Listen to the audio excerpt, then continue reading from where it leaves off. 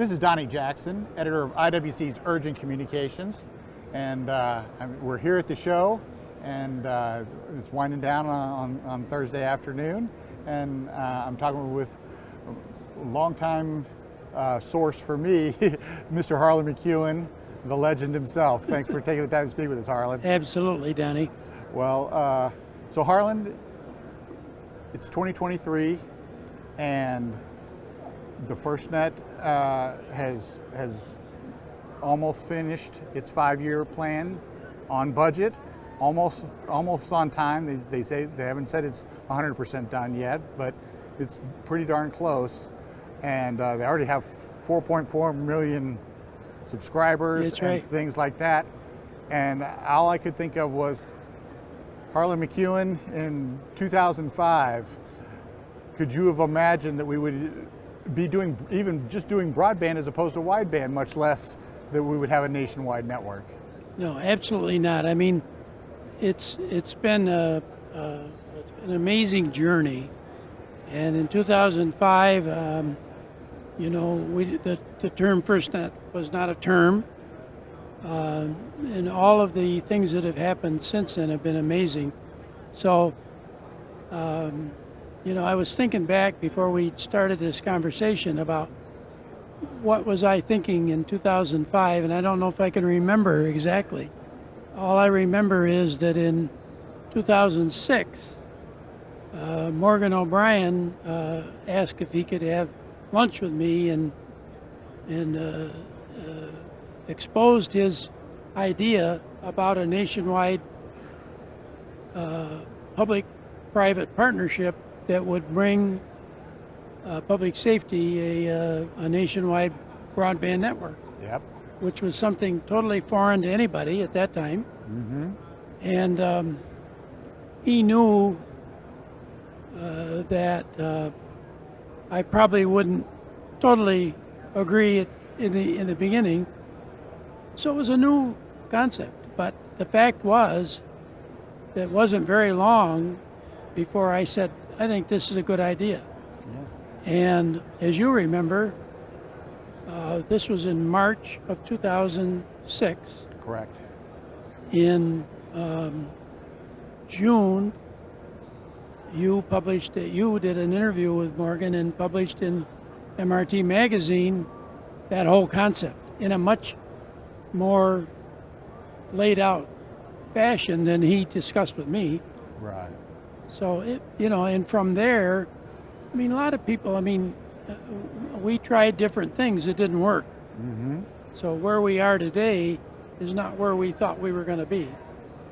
Well, was it Einstein or Edison that said, "Oh, I just keep trying and I keep finding different ways that don't work until I stumble across the one that does." Exactly, and that's what you do. Mm-hmm. And even the legislation that eventually, enabled FirstNet, that took 3 years of really about 3 years. We started about 2009. Right. And it was finally signed by the president in 2012. Mm-hmm. That's actually pretty fast for congressional action on anything. Well, especially something that was groundbreaking. I mean, exactly. I think that's the first time they'd ever actually codified a public-private partnership. Absolutely. And honestly, the thing that always amazes me is, hey, this was done on time and on budget. How many other federal projects can say that, especially in the tech world? Because frankly, the federal projects in the tech world are famous for being... Well, I give credit to both the FirstNet Authority mm-hmm. and to the contractor AT&T, because they both have performed admirably. I mean, the FirstNet Authority has done a great job in preparing a contract, overseeing it, making sure that it's followed. AT&T has been phenomenal in delivering on time, within the budget. And so, you have to give credit to both of them for the success we have. Yeah. And I should say to the audience, Harlan and I are sitting here talking, and it just occurred to me, Morgan O'Brien, for those that don't know, was the founder of Nextel. Yeah. And again, the visionary of the whole notion of a public-private partnership. And in 2005, LTE was still more of a thought. It wasn't even, and Morgan was one of the first people, and frankly it surprised me because of Morgan's, I mean, he did so much with Nextel and NXDN, or IDN I mean, and I was really surprised that he would be so enamored by a broadband technology that nobody really even knew what it was at the time. And He's a true visionary. He really is. Well, speaking of visions, you know, you've been at the show all week. Tell me, have you seen something that really jumps out at you as something that, hey, that would be really nice if that really worked the way they say? So there's lots of things here that are exciting, the new things, but probably, and I've already told you this earlier this week, one of the things that really has caught my attention is this concept of satellite to device. If that works, I mean, and they've shown it will work to some extent. Yes. But the issue is it has to be ubiquitous. It has to be, everybody has to have it on their devices, and people don't even have to know that it works. Well, the beauty of it is that you don't have, it works with unmodified phones. You already have the device. That's right. And so the big thing about that is that, in particular for public safety, but for the public as well. Yes. I mean, if you're traveling in an area where there's no coverage, no cellular coverage, or you go through a dead spot, and you have the ability to automatically stay online and be able to keep talking or communicating wherever you are, even where there isn't terrestrial coverage, that's a game changer for public safety, and it's a game changer for the public. Absolutely. I mean, if you have a heart attack and you're in a dead zone and you're trying to call 911, you're dead. I mean, you're going to die. That's right. Well, it is going to be so interesting, and frankly, it's going to open up an interesting thing for public safety because they're going to have to respond to some areas where, because of what you just described, they may not have been responding to before. That's exactly right. Yeah. But it's a good problem, problem to have. You want to be able to save the lives. I'm hoping that they're very successful.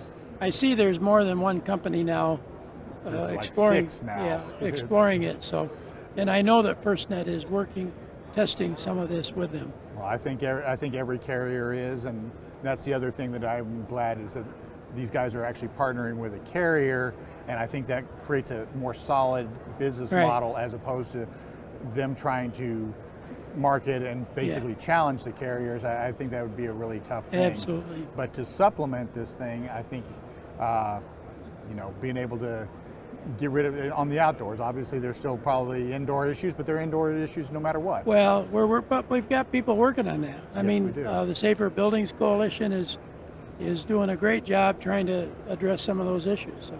Okay. And earlier this week, we got to do a shout out to Andy Siebold, and I know Andy's meant a lot to you, as he has to me over the years. And how important was Andy in actually making the FirstNet legislation happen in your mind? Well, as you know, many people were involved. I mean, if probably any one of them wasn't involved, it would have not maybe happened. Right. But Andy was one of those critical people. I remember looking, you know, at where he met with people in Congress to educate the staffers. If we hadn't had that, probably the Congress wouldn't have passed the bill. Well, you know, how would you even know? What, I mean, how could people know what it is? And one of the beauties with Andy was the fact that not only, you know, did he understand LTE, which frankly at that point not a lot of people did in 2009 especially. Understood LTE, but he also understood the LMR side and the needs of public safety. And I'll be honest, I don't think there were many people on the planet that even could have done that, because those were two so very different technologies, and you had people that knew one or the other, but not many people knew both. That's exactly right. Yeah. So I think he was, you know, extremely valuable, and we love him, you know, because of that. And we hope, and, you know, he's been suffering some illness, so we're hoping he gets back on quickly. Very true, very true. Well, Harlin, thank you, and I want to thank you for all you've done for me, educating me over the years of what public safety needs, and thank you for putting up with all my questions, not just today, but for the last 20 years. It's been a pleasure. All right. Thank you, Yeah. Harlan. Have a great show. Thank you.